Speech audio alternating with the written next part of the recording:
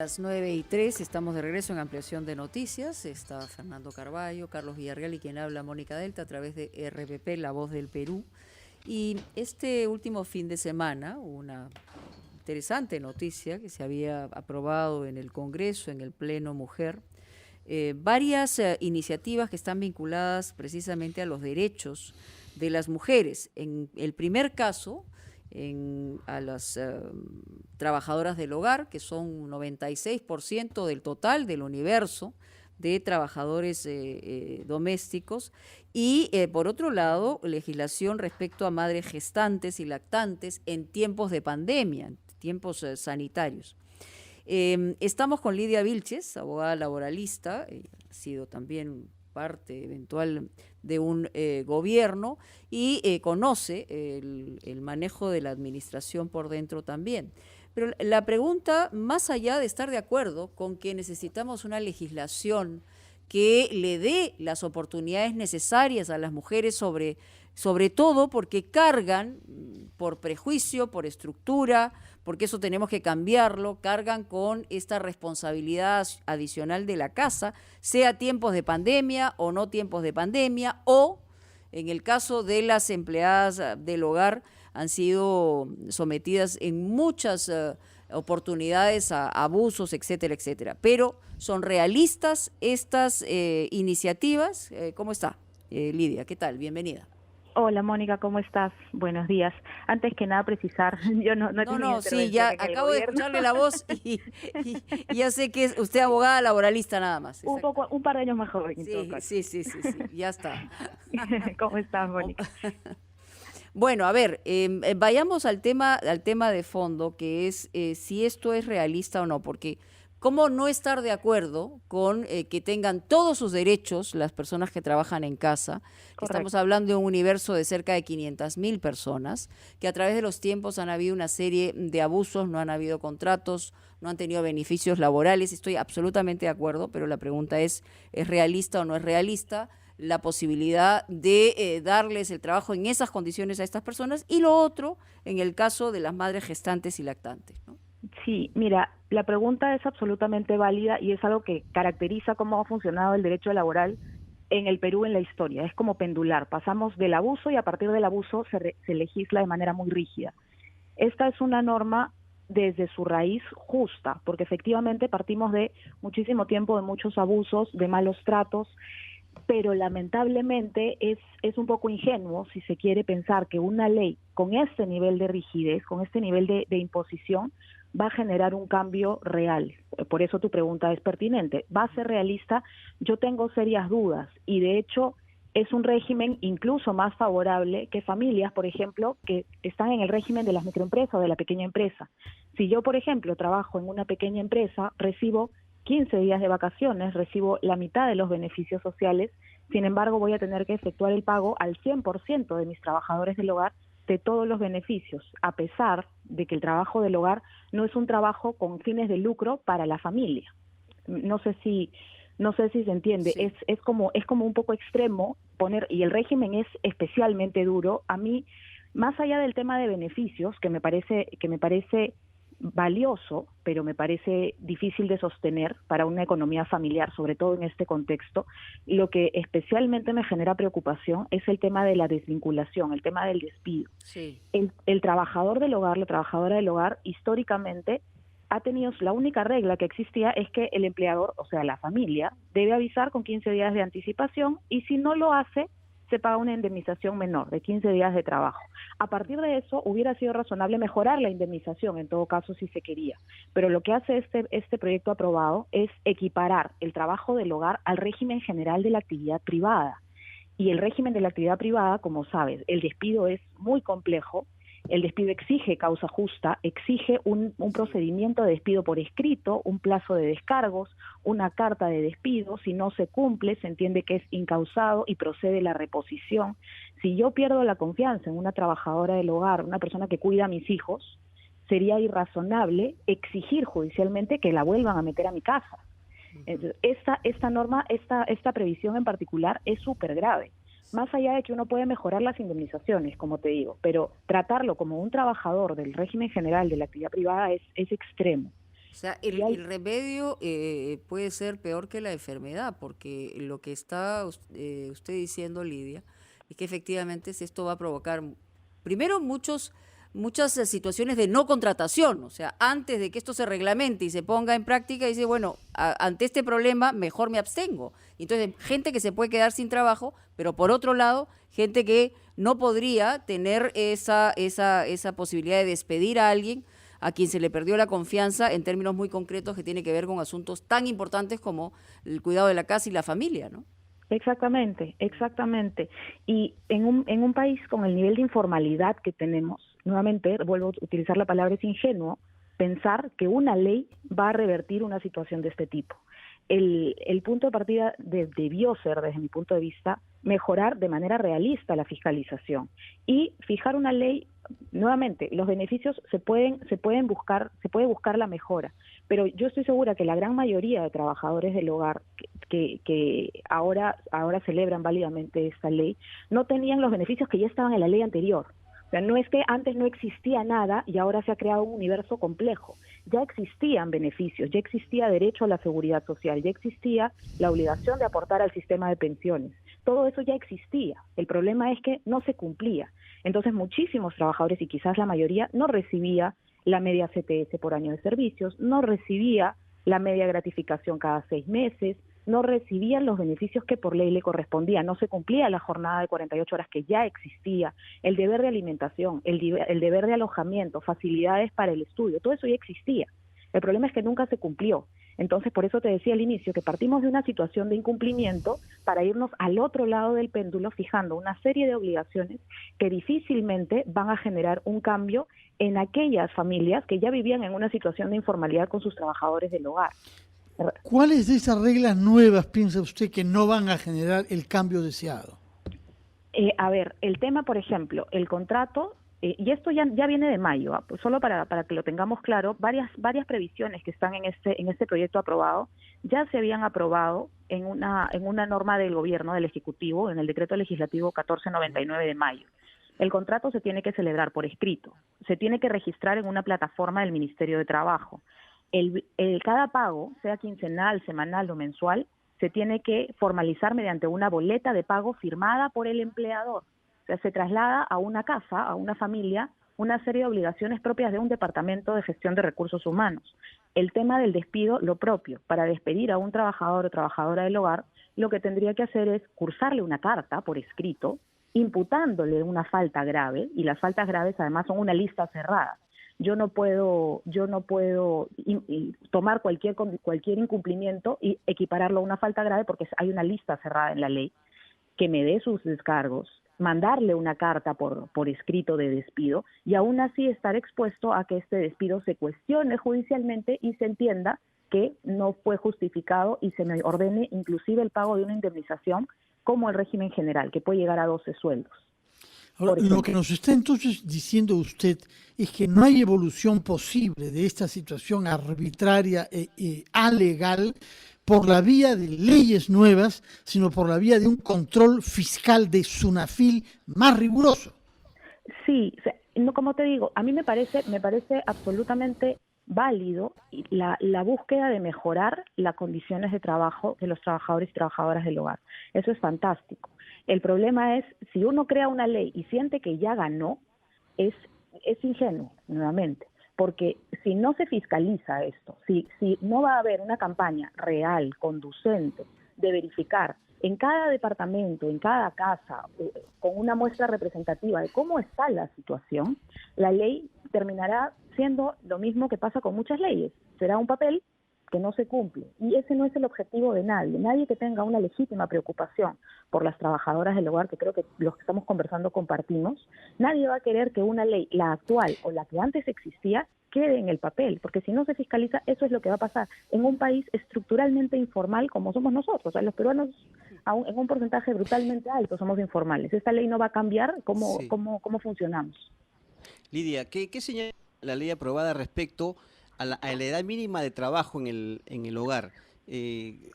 Obviamente se buscaba que sea en mayoría de edad, pero vemos en muchos de 13, 14 años ya trabajando, ¿no?, para esa familia. Y además, ¿cómo establece la política contra los actos de discriminación, los abusos, los tratos vejatorios que afectan obviamente la dignidad de una trabajadora del hogar?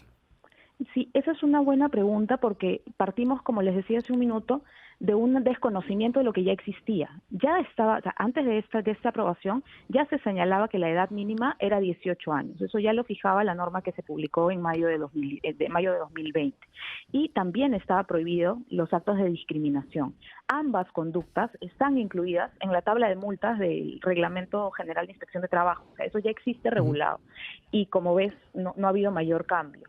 En ambos, incluso en el caso del trabajo infantil, se considera, cuando se trata de trabajo del hogar, como una infracción especialmente muy grave, si cabe, porque en la tabla de multas de trabajadores del hogar hay infracción leve, grave, y muy grave cuando habla de trabajo infantil y trabajo forzoso.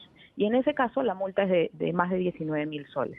Pero estas dos infracciones no son nuevas. Esto ya existía en el marco normativo anterior y no se cumplía. Entonces, volvemos al origen. Si no se fiscalizaba lo que ya se tenía, ¿qué nos hace pensar que se va a fiscalizar un proyecto tan ambicioso como este? ¿Y hay algún cambio con respecto o mejora con respecto a las condiciones de trabajo de mujeres que están en estado de gestación? Muchas veces en ese estado se les obliga a hacer trabajos que no son convenientes, ¿no? Para ese, justamente. Eso es correcto, se incorpora, y eso sí no estaba tratado anteriormente, que la trabajadora tiene protección desde la etapa de gestación y que no se le puede despedir durante la maternidad y que tiene derecho al descanso pre y postnatal. Con lo que desde que la trabajadora comunica su estado de gestación, el objetivo de la norma es que se adecue el trabajo de la casa para que pueda llevar el embarazo mientras trabaja, mientras continúa con su trabajo. Esto plantea un reto operativo también, porque si es una trabajadora del hogar que, por ejemplo, cuida niños pequeños, implicaría los primeros 3 meses, por ejemplo, que no pueda levantar en peso a los pequeños, porque eso expone a cualquier madre gestante, o que no se pueda tirar al piso a jugar con los niños. Exacto. Entonces implica una reingeniería de la casa que nuevamente no parece ser muy realista con el mecanismo. Lo que tendría que haberse previsto era algo más ajustado a la realidad. El derecho de volver, por ejemplo. O sea, la trabajadora probablemente va a poder trabajar hasta los 6 o 7 meses y se debió regular, y eso me hubiera parecido más justo, el derecho de reingreso, porque hay familias que no pueden sostener 3 meses o 4 meses sin ayuda y reservando un puesto, porque la gente trabaja, pero sí se debió reconocer un derecho de readmisión. Si la persona sale solamente temporalmente y va a tener el subsidio de la Seguridad Social, no es que va a dejar de percibir el ingreso, que pueda volver a trabajar terminado su descanso pre y postnatal. Sí. Puede sonar duro, pero es realista. Sí. Una casa no se puede tratar como una empresa.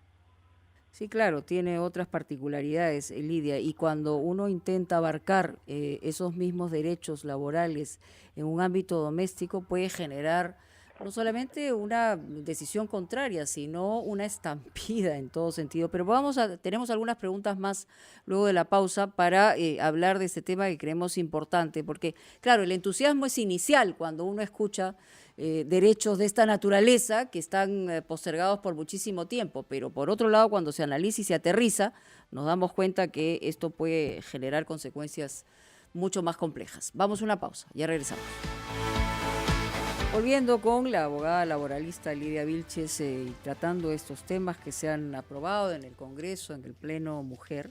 En el caso de esta iniciativa de las mujeres lactantes y gestantes, si hoy tenemos problemas con la contratación de mujeres en edad fértil, porque hay que decirlo con esa crudeza con la que ocurre en la vida cotidiana, estamos dentro de una pandemia y encima señalamos este tipo de restricciones, lo que puede provocar es que simple y llanamente o haya despidos anteriores a la reglamentación de la propia ley, como hemos dicho en el caso anterior, o haya otras circunstancias que afecten el trabajo y el estadio laboral de las mujeres en esta edad de juventud, que pueden ser madres, que hoy también los tienen, ¿no?